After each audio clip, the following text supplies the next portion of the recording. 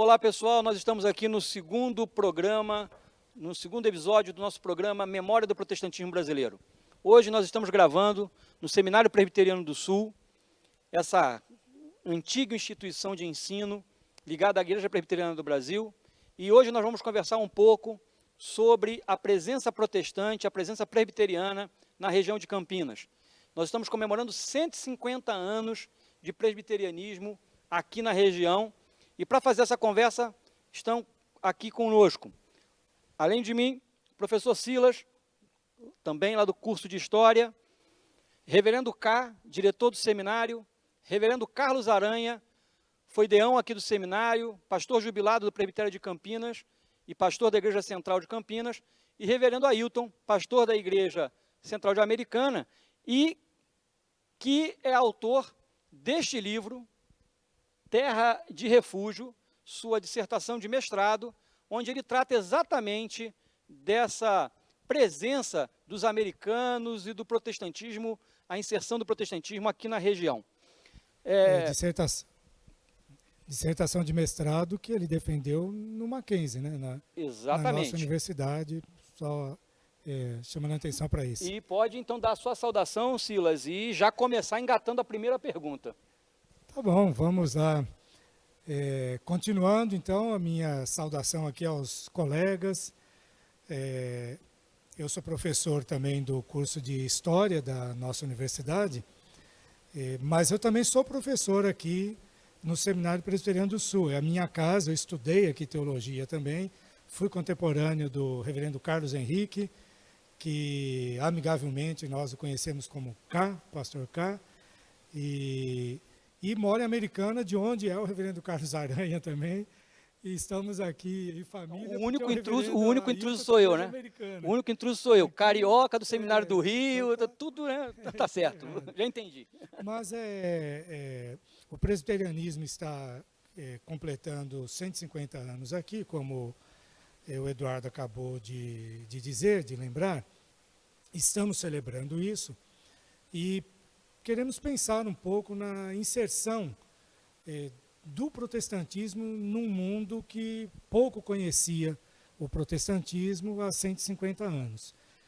E uma curiosidade é que há um registro de quando os primeiros missionários, que foram o Lane, não o mesmo Lane lá do Mackenzie, mas o Edward Lane, né? E o George Morton, chegaram aqui em 1869 em Campinas, mas batizaram as primeiras pessoas em 1870, daí os 150 anos agora. E há uma pequena declaração de que o casal que foi batizado era um pedreiro e sua esposa negra. Curiosamente, tem essa informação, né? Isso me chamou a atenção pelo fato do período que a gente está vivendo aí, né, as vidas negras importam e tudo mais, né? Então é interessante que o presbiterianismo aqui na região teve essa abertura, inclusive num período que ainda existia escravidão, né? Mas eu gostaria de passar então aqui para o nosso convidado, o Ailton, que é também atualmente secretário da Ação Social da Prefeitura de Americana, mas é um pesquisador, e o Eduardo já apresentou esse livro. Você podia falar um pouco, então, sobre a experiência de pesquisa e a chegada desses protestantes, que foi anterior aos missionários que eu acabei de citar. Eles chegam em 1866, assim que acaba a Guerra da Secessão, o Lincoln é assassinado, assume um novo presidente, e o pós-guerra lá foi muito difícil, né? Então, muitos sulistas preferem, alguns eu prefiro conviver com negros no Brasil do que conviver com yankees aqui. E, então, muitos vêm para cá, chegam aqui em 1866. É interessante que a Santa Bárbara do Oeste, americana, não existia ainda, né? Só existia Santa Bárbara do Oeste. Era a única colônia de imigrantes que não teve o apoio do governo imperial.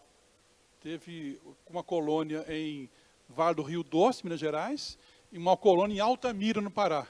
essas colônias que tiveram apoio do governo não lograram êxito. A que logrou êxito foi exatamente a que chegou aqui em 1866, com o coronel William Norris, que era senador do estado do Alabama, vem para cá e compra terras aqui na Fazenda Machadinho, em Santa Bárbara do Oeste, porque, segundo ele, parecia muito com o estado dele, do Alabama. Né? Então ele compra a terra aqui e começa a se comunicar, né, com os demais americanos e tudo. Então, muita gente que sai do Rio Doce e vem para cá, Vale do Ribeira também e tudo. Né? Então, 1866. E a partir da chegada desses americanos, começam a escrever para a missão, para a Igreja do Sul dos Estados Unidos, pedindo missionários. Eu relato aí várias cartas, vários rogos para que... presbiterianos, metodistas, batistas. Sim, eles vêm para cá, são três grandes presbiterianos, batistas e metodistas. Esse coronel William Norris era batista. Então, tanto as igrejas batistas que estavam aqui, que vieram com eles para cá, batistas e metodistas, escrevem para as suas missões, lá já a Igreja do Sul, né, porque já tinha a divisão lá, então as três comunidades escrevem pedindo missionários. Em 1869, a Igreja do Sul manda, então, os primeiros missionários do Sul. Simon estava aqui já desde 59, né, mas aí vem Eduardo Lane e George Morton. Né. Em outubro de 69, eles já vão visitar a colônia, a Igreja de Santa Bárbara. Tinha 13 famílias e 2 pastores, reverendo Emerson e reverendo John Bard, que vieram também não vieram como pastores, vieram como imigrantes, isso, mas eram pastores. Essa é a mesma história ali que, de certa maneira, é relatada naquele livro me fugiu agora o nome da autora, que faz O Soldado Descansa. Judith Jones, Judith Jones, o Júlio Andrade Ferreira, aliás, dessa casa também, né, escreveu, ele cita até o nome das famílias. Em 1870, a Igreja de Santa Bárbara se organiza com 13 famílias e 2 pastores. A Igreja Presbiteriana. De Santa Bárbara, isso. Porque a americana, ela vai surgir como povoado, depois como cidade, a partir da presença desses americanos que se aglomeram perto da estação ferroviária e passa a ser Vila dos Americanos, Vila Americana, e aí ficou depois Cidade Americana. Então, quando eu falo que a Igreja Americana tem 150 anos também, lógico, eu estou falando de Santa Bárbara do Oeste, porque a Americana não existia enquanto município, enquanto cidade. Né? Então, em outubro de 69, Morton vai conhecer o contato com esses colonos que se estabeleceram aqui, e de maioria presbiteriana. Vai surgir aí o Colégio Internacional, exatamente neste ano, aí, com a presença desses 2 educadores presbiterianos. É interessante que a escolha por Campinas, claro que tem toda a ligação com a questão da imigração, obviamente, Sim. né? Isso é claro, mas também não tem só isso, porque uma coisa que a gente vive há tanto tempo depois, mas Campinas, nesse período, tinha uma população similar à população de São Paulo. Não, até um pouco maior. No final do século XIX, Campinas ter, era maior do ponto de vista populacional que São Paulo. O que acontece nesse período, Silas, é que por conta da febre aí começa a decrescer, porque aí parte da população ou vai para o interior ou vai para a capital. E tem umas histórias sobre Campinas. Então tem a população, que em alguns momentos chegou a ser maior que em São Paulo, tem a questão da estrada de ferro, que ligava o litoral para o interior, mas Campinas já era, nesse período, num certo sentido, que ela é hoje, um polo tecnológico, vamos dizer assim. Né? Era uma cidade, porque tem uma história que é um pouco folclórica, mas que é verdade, vamos dizer assim, que Campinas foi uma das primeiras cidades a fazer uma ligação telefônica. Pouco tempo depois da criação do telefone lá nos Estados Unidos e tal.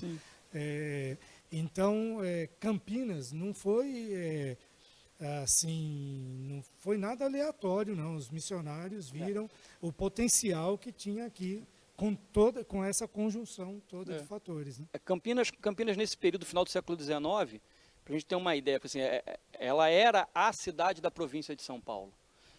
Campinas chegou a ter 25 barões, 25 barões. Então, isso não é pouca coisa. Então, fora da corte, você ter 25 nobres. Para além disso, você tinha a questão toda comercial de ser um polo de distribuição comercial da produção que vinha do interior também, né? Era a presença muito grande. E a questão que você salientou no início, Silas, dos negros, é curioso isso, porque o movimento republicano e boa parte do movimento também anti, né, escravagista ou abolicionista, tinha como um núcleo base, né, Campinas. Não é à toa que ali na primeira fase da República você tem ali 2 grandes presidentes da República que são de Campinas, né? O mais destacado, Campos Salles. Então, assim, isso tudo, claro, está dentro desse escopo. Mas, Ailton, a escolha do nome, Terra de Refúgio. Na verdade, é o meu orientador, aliás, nem sei se está vivo, né, João Ainda está, ainda Batista, vivo. né? Vivo parece que está. Não está mais na universidade. Não está mais com a gente no Mackenzie, mas está vivo ainda. No prefácio que ele faz do livro, ele fala, né, dos americanos que vêm em busca de uma terra de refúgio.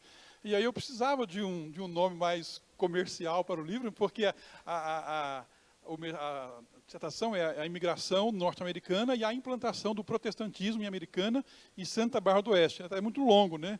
Então eu pesquei o título do prefácio do meu orientador do Mackenzie, João Batista Borges, né? E, aliás, a minha saudação a ele, que é uma pessoa fantástica, devo muito a ele. O reverendo Aranha, o senhor conheceu alguns desses americanos, ou pelo menos os seus descendentes? Bem, vou responder com seriedade. Descendentes, tem uma família lá em Americana, Jones, a família Jones, né, da Judite, que é autora de um livro Soldado Descansa. Soldado Descansa. Em Nova Odessa, Sumaré, a família Minchin. Minchin, sim. Também são herdeiros desse tempo, sim. Mas praticamente limitados a essas pessoas, são descendentes autênticos. Depois, com os presbiterianos e o crescimento do presbiterianismo na região, como é que fica a presença dos presbiterianos e a própria consolidação da presença presbiteriana que vai desaguar até na criação, na implantação do seminário aqui? Como é que se dá isso? Bom, primeiro que, então, quando nós falamos, são metodistas, batistas e presbiterianos, certo?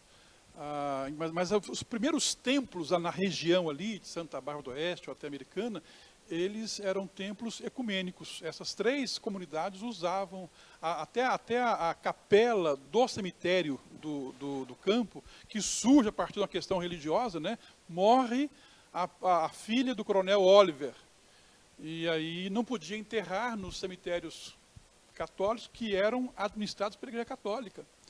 Então havia muita burocracia e dificuldade para enterrar. Então o coronel Oliver, que era era batista, era um dos americanos, acaba enterrando a filhinha, depois a esposa, era muito comum, né, no sul dos Estados Unidos, nos Estados Unidos, enterrar na própria fazenda, né?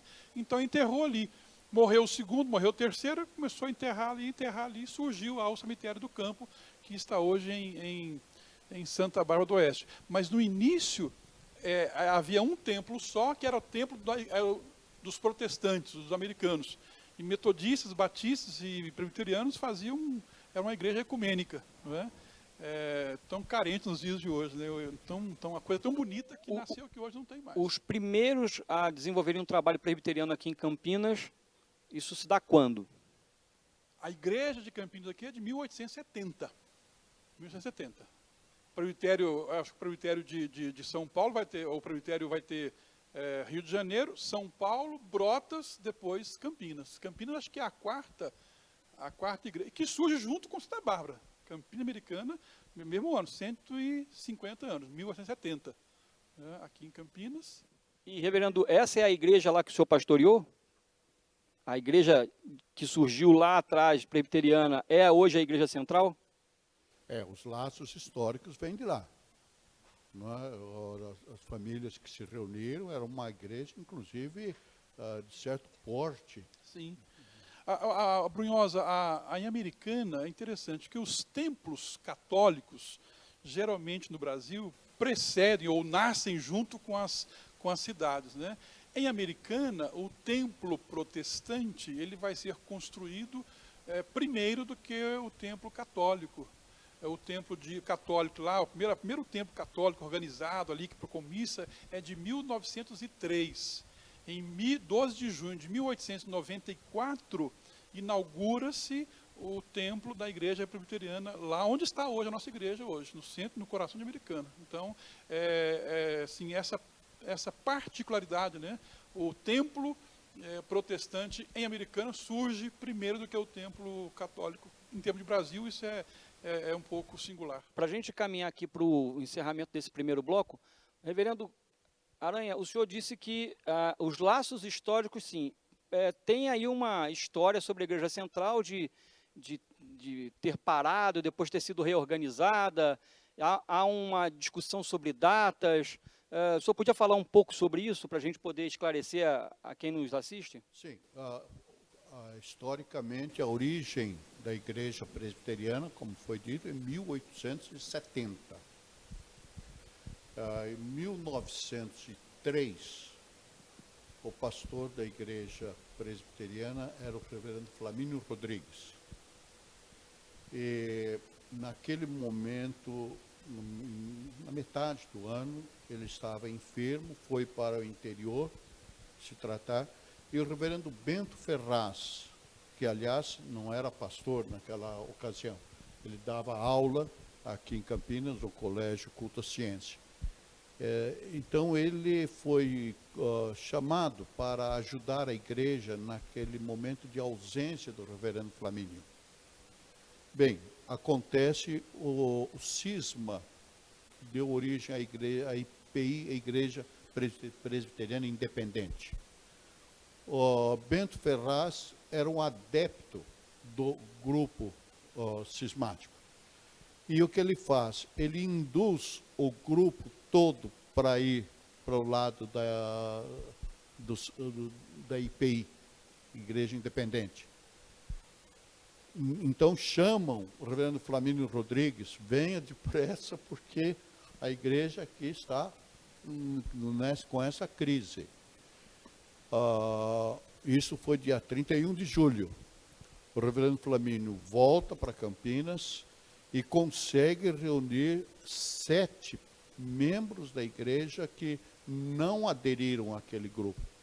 Então, se tem como 9 de agosto, veja, 31 de julho aconteceu o cisma, 9 de julho, Flamínio Rodrigues reúne... 9 de agosto. Desculpa, de agosto, reúne aquele grupo e diz, não, nós vamos continuar. Nós vamos dar sequência à Igreja Presbiteriana. E toda a propriedade da Igreja Presbiteriana, então, era ali na Rua Lusitana, que passa para a Igreja Independente, porque a maioria dos crentes foi para a Igreja Independente, e os presbiterianos ficaram absolutamente sem onde ficar. Havia navios. Haver navios. Silas, e aí? Os presbiterianos ficaram sem ter onde ficar, mas ainda assim a Igreja Presbiteriana do Brasil resolve trazer o seminário para cá, trazer o seminário para Campinas. Como assim? Mas isso ocorre um pouco depois, né? Há uma série de disputas, não ocorreu só em Campinas, ocorreu em outras cidades também, um tipo de disputa, até judicial em alguns momentos.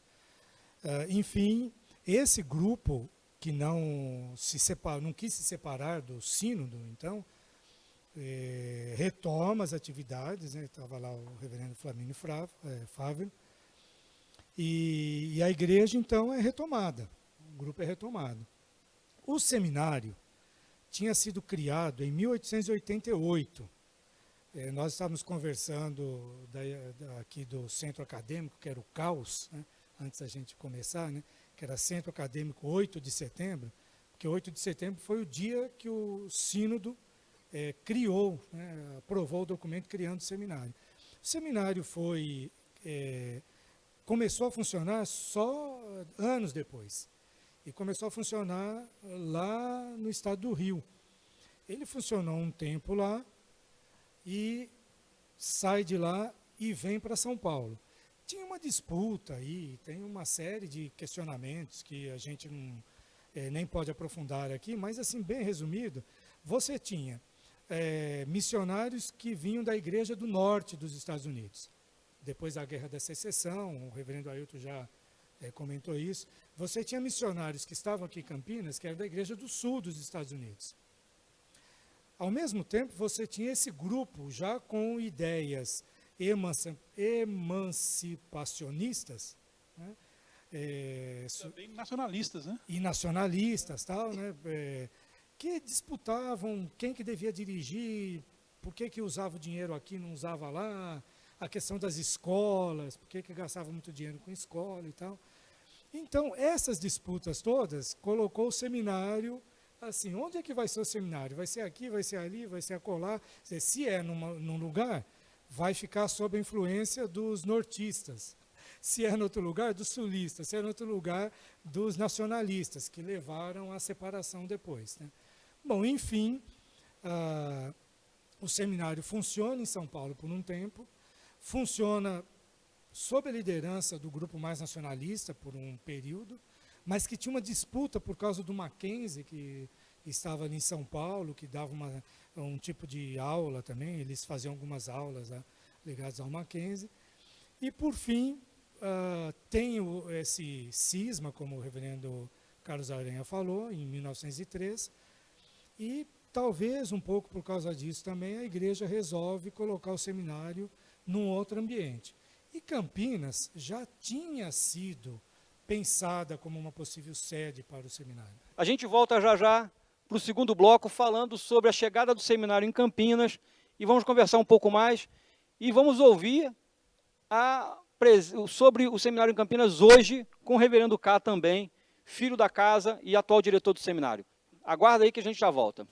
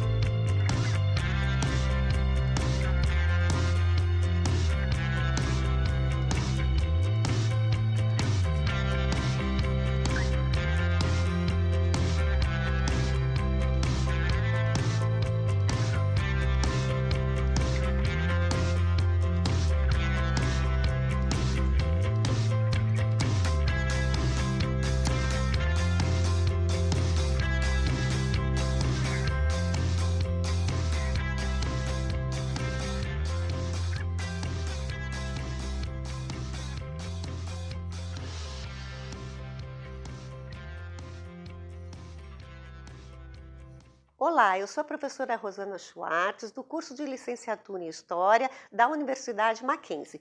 Se você quer compreender as ações dos seres humanos no espaço e no tempo, venha estudar conosco.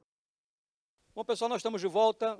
Memória do Protestantismo Brasileiro, um programa produzido pelo Centro Cultural Histórico Mackenzie e em parceria com o curso de História da Universidade Presbiteriana Mackenzie, sob a supervisão da nossa chancelaria.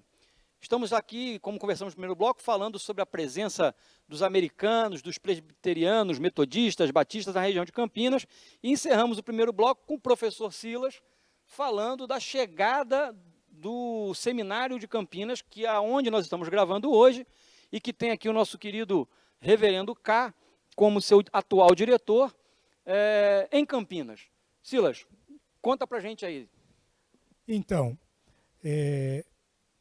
depois daquelas polêmicas de localização, o seminário Rio, São Paulo, acaba vindo para Campinas, uma cidade já pensada anteriormente, e vem em 1907. Quando chega aqui, o seminário vai ser instalado no prédio do Colégio Internacional. Mas o Colégio Internacional não existia mais aqui em Campinas.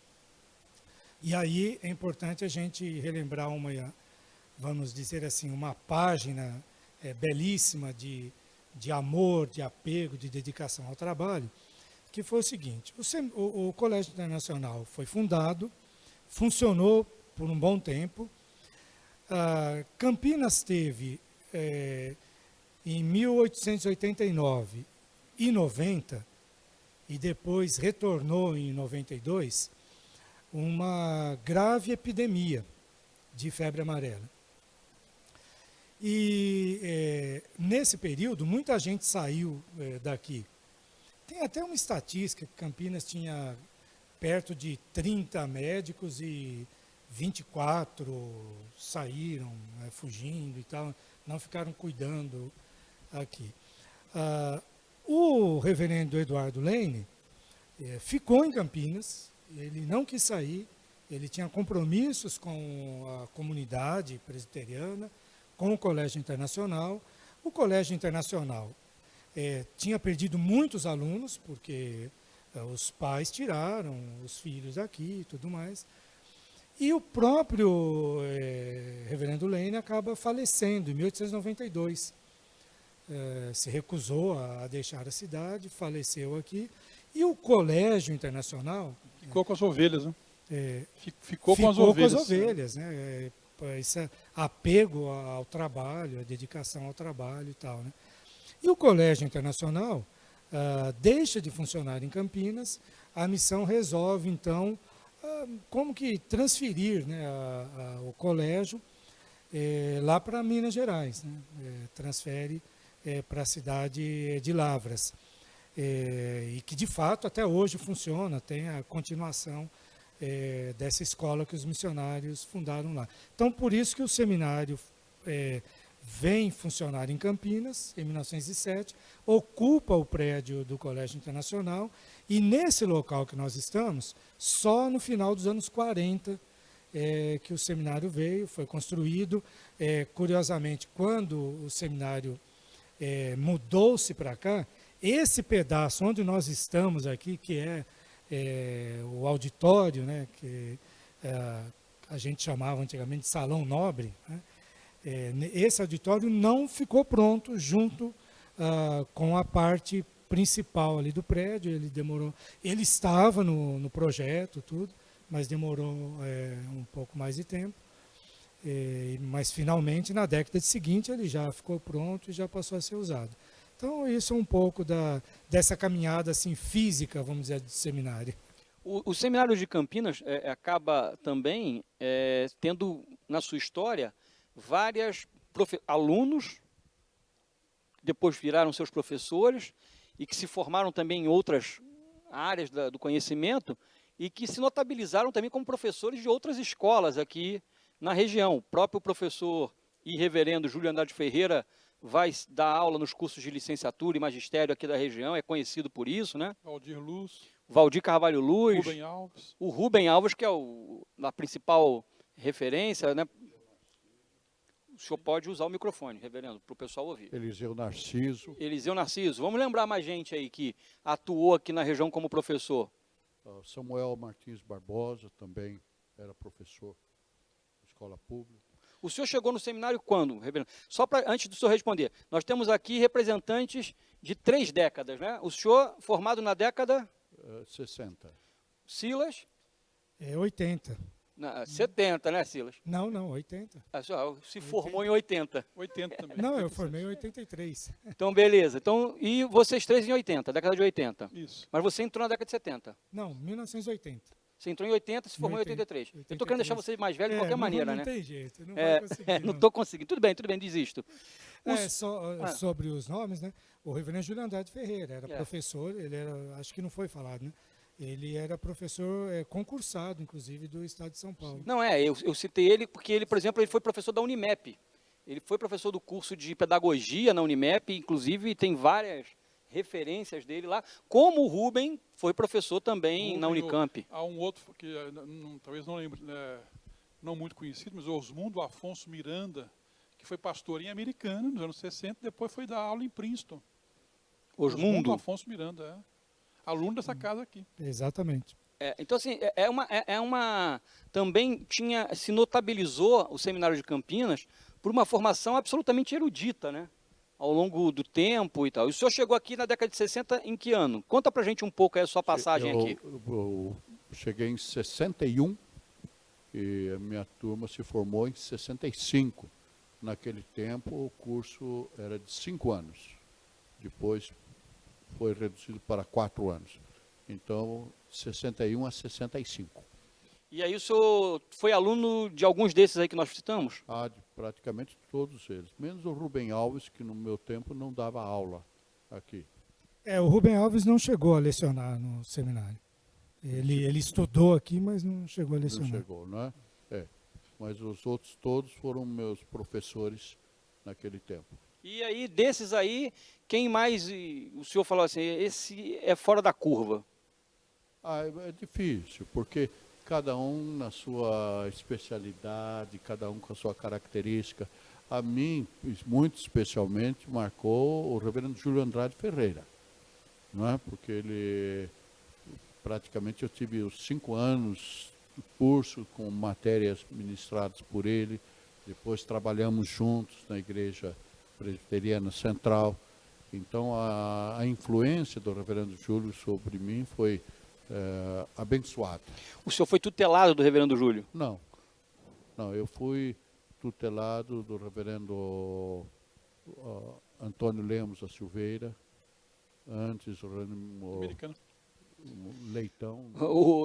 Todo mundo que a gente citar aqui, o Ailton vai botar em americano. Porque o Estão reparando. Carlos Aranha vem de Americana. O Júlio Andrade não pastoreou Americana. Então era natural que o pastor da igreja era o tutor dele. Então deve ser Antônio Lemos, Milton Leitão. Esses dois foram meus. Aí os Mundo Miranda deu aula em Princeton. foi. E o senhor sai daqui em 66? O final de 65. 65. E em 66 o senhor sai daqui para pastorear? Eu vou pastorear a igreja de Hortolândia. Quando eu estava no 4º ano do seminário, eu já fui como seminarista para Hortolândia, no ano de 64. No ano de 65, foi organizada a igreja de Hortolândia e eu fui eleito presbítero lá em Hortolândia. Em 66 e 67, fiquei em Hortolândia, 4 anos então. 2 como seminarista e 2 como pastor. E em 68 eu vim para Campinas, fiquei 23 anos. E depois fui para a Igreja Unida em São Paulo, lá fiquei 25 anos. E então jubilei. Nesse seu período de pastorado aqui em Campinas, o senhor voltou a conviver com o seminário? Sim, nesse tempo. Quando depois que eu saí do seminário, fui para Hortolândia, voltei para Campinas, estive aqui sempre, mas especificamente na década de 80, eu vim ministrar algumas aulas na área de teologia pastoral e ocupei a função de Dião. Então o senhor conheceu esses meninos todos? Sim. Então nós não vamos pedir para o senhor contar nenhum segredo deles não, fica tranquilo. Que bom.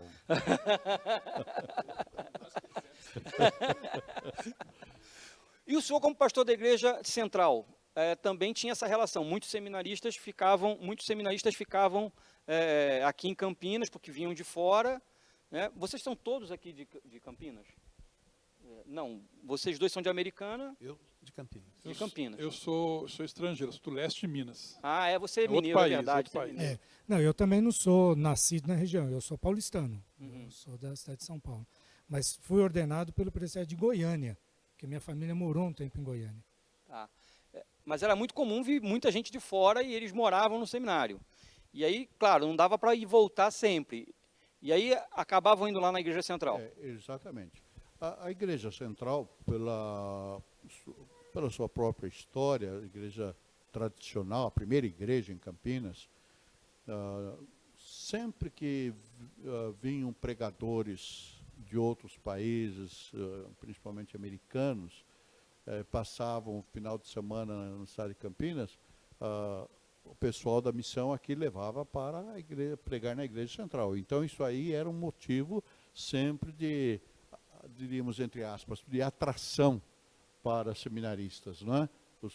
Depois, bem depois, que foi organizada a igreja do Jardim Guanabara, então já começou a diluir bastante essa situação. E os seminaristas frequentavam bastante a igreja central, porque... E um paquerá lá, né, Breno? E também, além de participar dos cultos, além de participar, tinha esse outro aspecto fazendo missões. Apreciação da beleza daquilo Feminina. que Deus fez. Aleluia. Isso, é verdade. O senhor teve algum seminarista famoso aí entre hoje? Nós podemos citar alguém? Não convém nem mencionar as iniciais dos nomes, porque não ficaria... Nenhum seminarista brasileiro, só estrangeiro. Só os estrangeiros que faziam isso. Brasileiro nenhum. Mas naquele tempo, por incrível que pareça, eu não quero falar da minha idade, mas não eram tão fáceis as locomoções para o interior. O meio de transporte mais comum era trem, e era mais difícil, e os seminaristas vinham de longe, não tinham condições de voltar final de semana para casa. Não era muito comum as igrejas convidarem seminaristas para um trabalho permanente no final de semana. Então, aqueles que tinham família na região, então eles voltavam para suas famílias, acomodavam-se. Mas uma boa parte dos seminaristas ficavam numa ou noutra igreja, e a igreja central era um lugar de encontro. E quem estava na igreja central tinha esse privilégio, como pastor, como eu tive, de ver todos os domingos seminaristas lá para me ouvir também. Eles não faziam a crítica do sermão, não, né? Sim, lógico. Eu tinha certeza que eles estavam lá. Eu me lembro de uma vez, sabe? Eu acabei de pregar, aí um seminarista do primeiro ano, ele estava uns 2 meses aqui no seminário. Ele me parou na porta da igreja e com um papel anotado: pastor, a sua divisão do seu sermão foi assim, e seria melhor se o senhor fizesse. É um calor. Calor mesmo. Do terceiro mês, eu fiquei impressionado de ver como ele prestou atenção no meu sermão.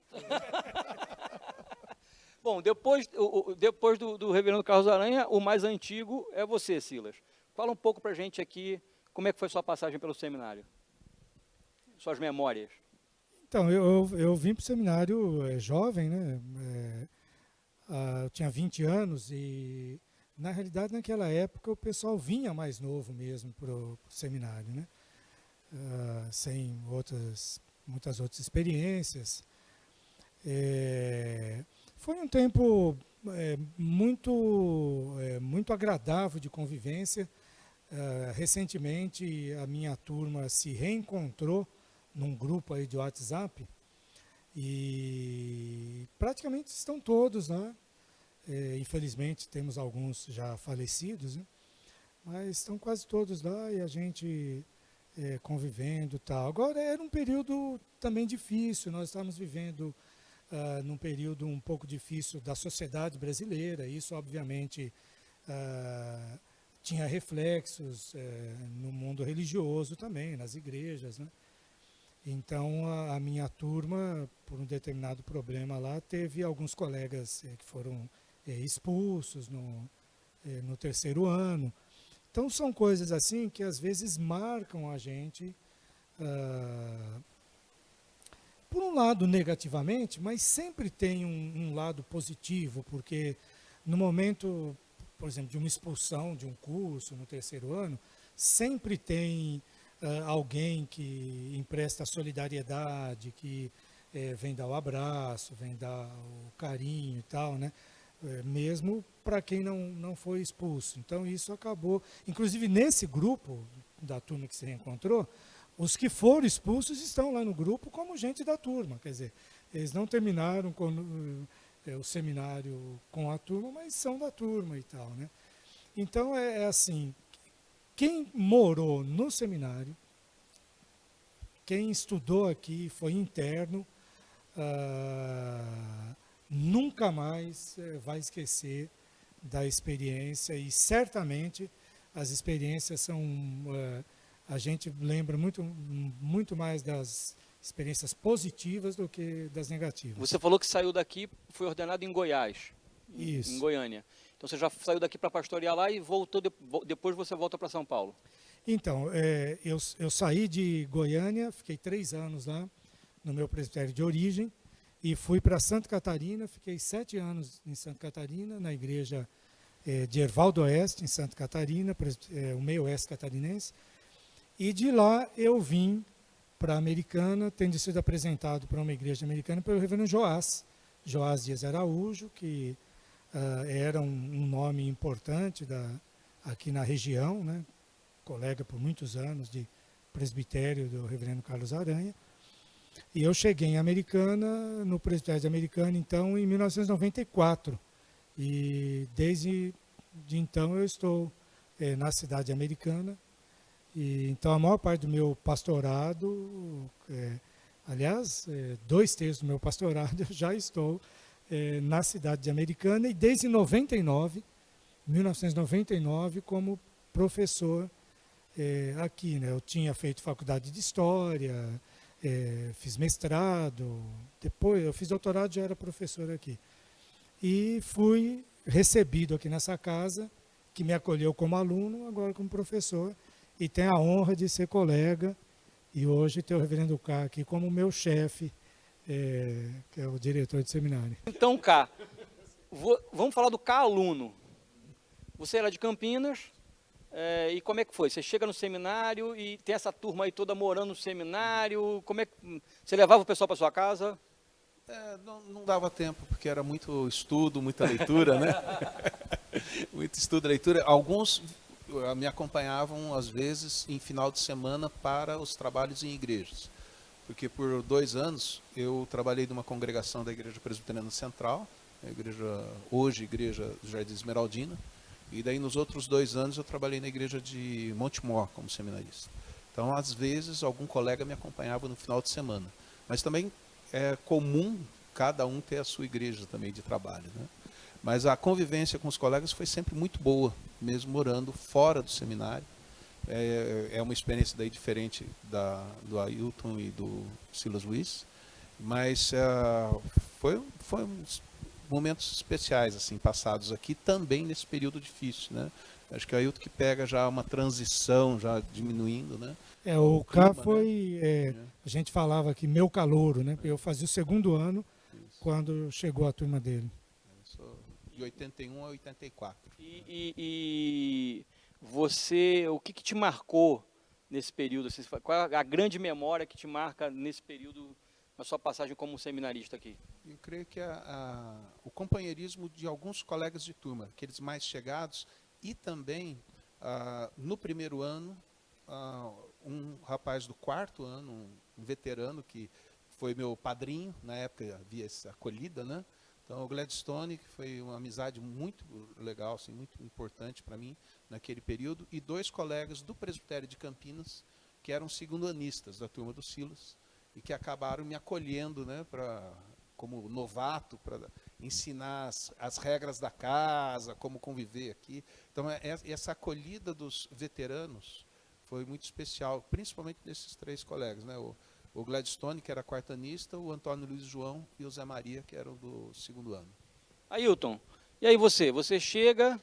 Chega em 84, o último ano do K, é o meu primeiro ano. E vem para morar. Vim para morar, leste de Minas, lá do Ipanema, nunca tinha saído da minha cidade, com 19 anos. Eu cheguei nessa Andrade de Neves aqui, tinha que pegar um ônibus Botafogo, que vinha abarrotado de gente do shopping Guatemi, Malicuia. Eu lembro até hoje, o dia que eu cheguei aqui, havia uma senhora no ônibus, percebeu que eu era seminarista, né, trazendo até radinho para ouvir o meu Flamengo e tal. E eu cheguei, Essa parte ele não precisava falar. Cheguei ali e disse, moço, você é seminarista? Eu falei assim, eu sou. Olha, o seu ponto é o próximo, né? Naquela época, os ônibus, você entrava pela traseira do ônibus e saía lá na frente, né? Aí eu puxei aquele trem assim, aquela cordinha, né, o ônibus freou. Gente, eu preciso varar lá. Eu preciso, dá licença, de Malicuia aqui e tal. E cheguei aqui, Eduardo, nessa escadaria aqui, me deu uma crise de choro, porque eu cheguei e falei assim, Senhor, é aqui que eu vou me preparar para servir o Senhor. E comecei a chorar, era um misto de alegria, porque eu peguei um ônibus de Ipanema para o Rio, para Campinas, mas aí cheguei no Rio, o ônibus ia sair muito tarde, fui até São Paulo, Campinas, com 19 anos de idade, nunca tinha saído de casa. Aí havia uma senhora chegando, me viu chorando ali, dona Deise. O que foi? Você está passando mal, filho? Está passando mal e tal? Eu disse, não, eu tô cansado e eu estou feliz porque eu cheguei. É aqui que eu vou me preparar para servir a Deus. Isso em fevereiro de 1984, né? E concluí meus estudos, né? Aliás, tive problemas aqui também, como outros colegas, né? Mas nunca, os problemas que eu tive aqui nunca afetaram a minha consciência de vocação pastoral, de pastor presbiteriano, né? Depois saí daqui em 87, voltei para Minas, fui pastor 4 anos em Minas, e depois de 4 anos lá, recebi o convite para voltar para Americana, onde eu fui seminarista, junto com o Joás, né? E eu voltei para Americana depois de 4 anos pastor no leste de Minas, em Carangola, Minas Gerais, voltei para Americana, e estou aqui já há 28 anos pastoreando essa mesma igreja. E hoje tendo a grata alegria de servir a essa casa que eu tanto amei, tanto amo, como membro da Jurete, junto com o Cá, o Silas, né, participando da direção do seminário. Cá, fala um pouco para a gente do seminário hoje. A gente está chegando já próximo ao fim do programa, e era legal que todo mundo pudesse ouvir um pouco do que é hoje o Seminário Presbiteriano do Sul, que formou tantos pastores como vocês, que trazem aí lágrimas aos olhos e memórias.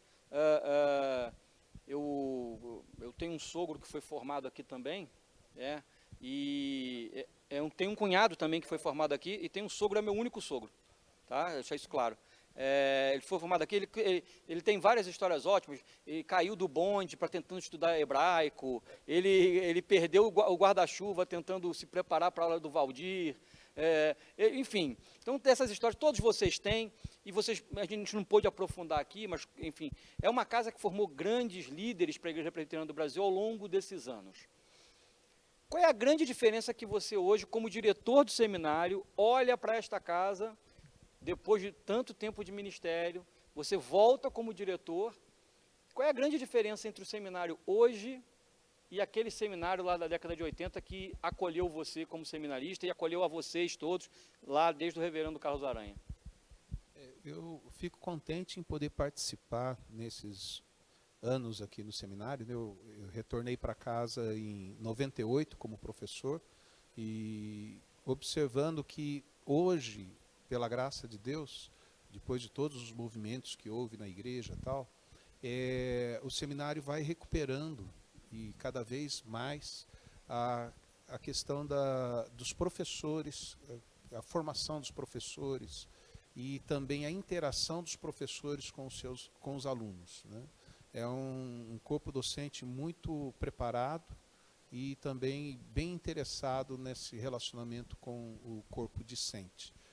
Na nossa época, nós passamos por aquela virada que houve no seminário e tal, então havia um ou outro mais preparado, mas alguns a gente sentia falta, né, de um melhor preparo.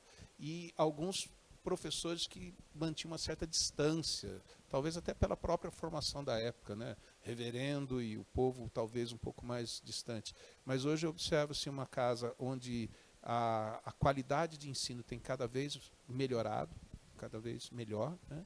E essa qualidade, essa característica de uma família, né? Uma comunidade presbiteriana, acadêmica, mas também bem amorosa. Isso é uma marca que eu acho muito interessante na casa hoje. Reverendo Carlos Aranha, quando o senhor olha para a sua geração, para a geração dos meninos aqui que o senhor viu formar, Cá já declarou que trabalhou com o senhor na Igreja Central e outros tantos. Qual é a grande diferença que o senhor vê hoje na formação e na importância do seminário para a formação dos pastores e, por consequência, na vida da igreja? Bem, há certas peculiaridades comuns àquele tempo e aos dias de hoje. Mas eu creio que o pouco que a gente pode ver nos alunos, olhando de fora, é um compromisso maior de estudo, de participação na igreja. Quando conversamos com os alunos, sempre vemos alunos envolvidos nas igrejas locais de outras cidades, porque sempre incomodava encontrarmos alunos aqui no final de semana sem compromisso com a igreja, então ficava só aquele ambiente da faculdade, uma faculdade. Hoje me parece que mudou essa situação. E, como diz o reverendo K, a gente percebe por todas as informações, relatórios que o seminário de Campinas está sendo visto de uma maneira muito positiva pela Igreja Nacional. Não é? Então, a Igreja apreciando e pelo que tem acontecido em questão de matrículas, de presença de pastores, do clima de paz, de tranquilidade que a gente encontra. Damos graças a Deus por essa nossa casa. Fruto da direção. Essa paz é fruto de uma boa direção, de bons professores. A gente falou aqui na conversa, né, de como o seminário era reconhecido pela sua erudição.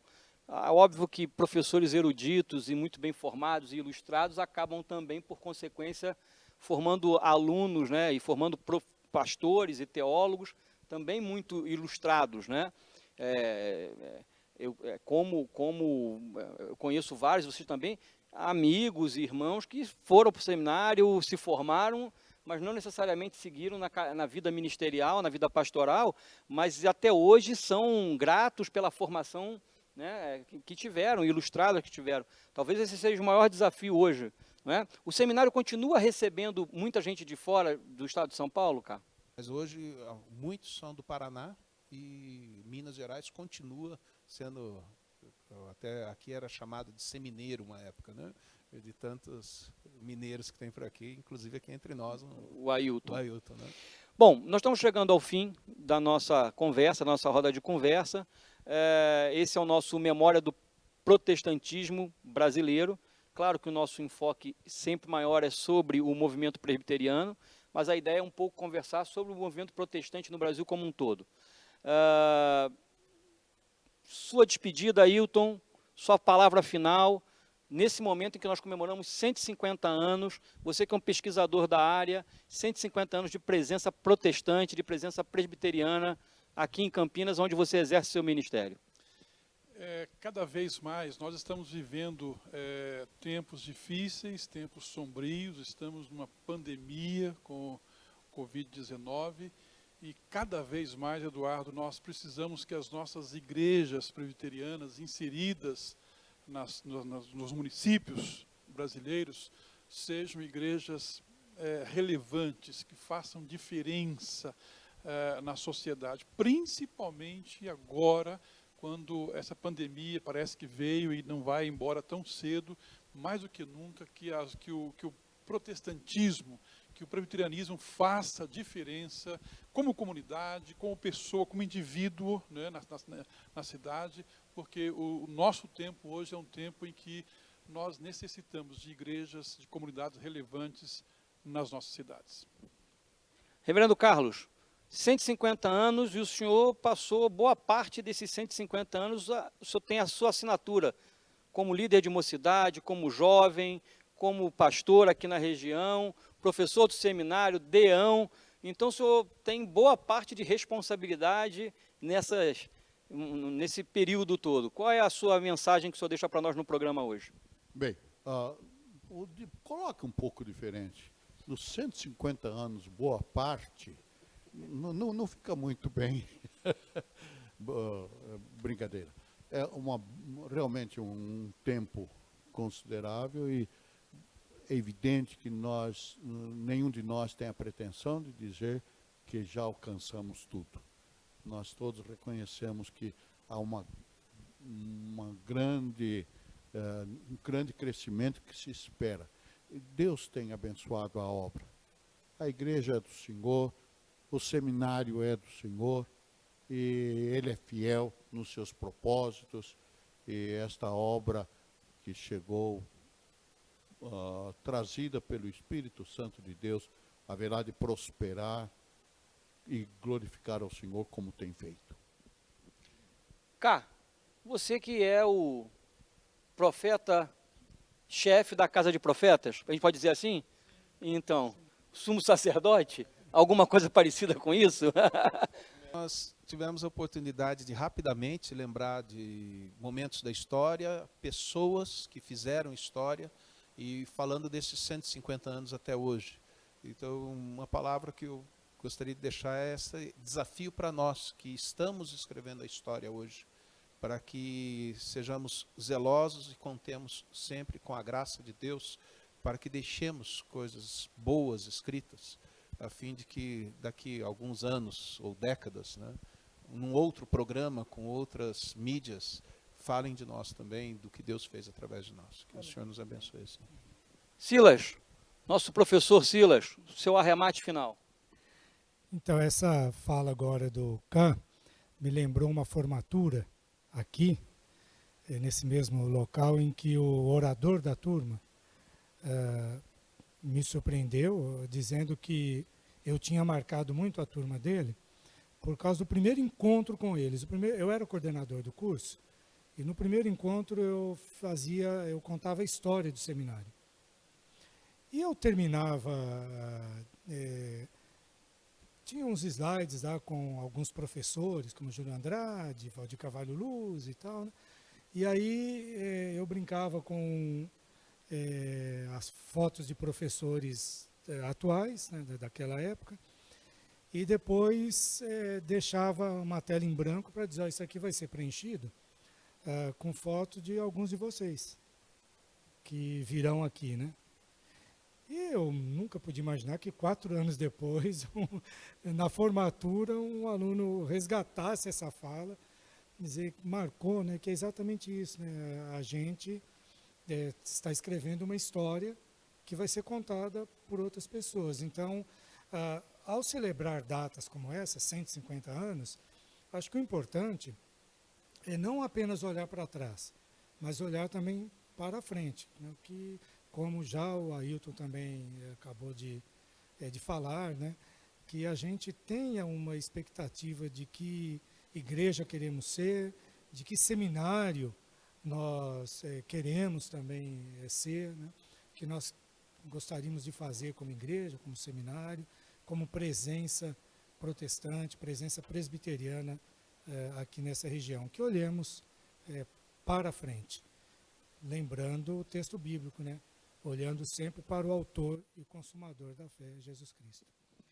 Bom, nós estamos chegando então ao final. Minha palavra é de agradecimento a todos, em meu nome, em nome do nosso chanceler, reverendo Robson Grangeiro, do Centro Histórico Cultural Mackenzie, do nosso curso de História da Universidade Presbiteriana Mackenzie. Ele é um curso à distância, mas muito bem montado, muito bem preparado, com professores vamos fazer a nossa propaganda, de altíssimo quilate. Mas comemoramos agora os 150 anos com esse programa da presença presbiteriana em Campinas, da presença protestante na região de Campinas, mas também esse ano nós celebramos os 150 anos do Mackenzie. Então esse programa também está no bojo das nossas celebrações. É claro que celebrações essas que foram embotadas, foram desfalecidas, né, empalidadas por conta do que o reverendo Ailton colocou. Estamos aqui completamente dentro dos protocolos sanitários, todos nós estamos sem máscara, mas a equipe está toda aqui com máscaras, nós tivemos o cuidado, estamos mantendo o distanciamento, mas queremos lembrar você não é super-herói, você pode ficar em casa, você pode sair, mas você não pode descuidar de si mesmo, né? O Senhor nos deu a graça, o Senhor nos dá a graça comum para que Ele, orientando os médicos, possa também cuidar de nós. Então não esqueçamos nunca disso. Essa é a memória do protestantismo brasileiro. Acabamos aqui mais um programa e você nos aguarde. No próximo programa, Protestantismo e os cemitérios no Brasil. Um abraço.